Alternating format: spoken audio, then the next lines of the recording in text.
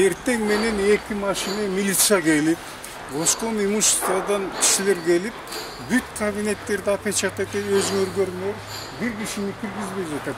Мен жетекчи катары кирип, ошо силерге тияктарга звонок этип атам да. Маселе мындай. Бул зданияны билесиңер, мурдатан бери Центр народной медицины БЕИШ.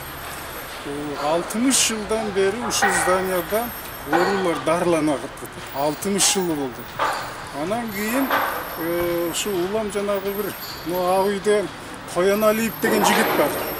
Кояналиев деген ошо жанагы президентский аппаратты башкарып аткан. Ошол жигит 7 жылдан бери асылат ушул зданияга. Алып эптеп септеп приватизация кылсак деп.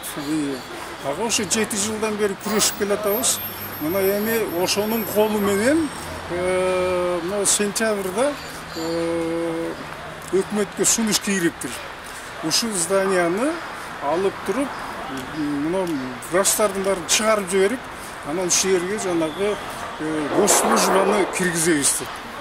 А госслужба деген тиги Исанова 87-де отурат, Киевский, мына жакын эле берген.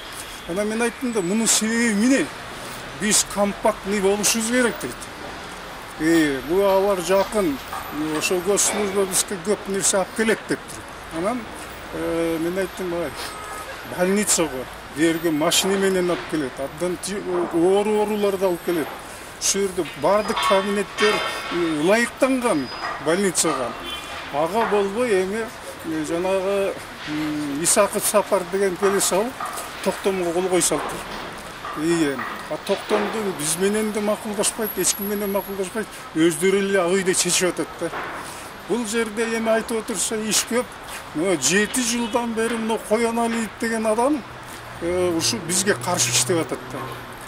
Мына ушул жерде бүт здания бүт бойдон курортология болчу.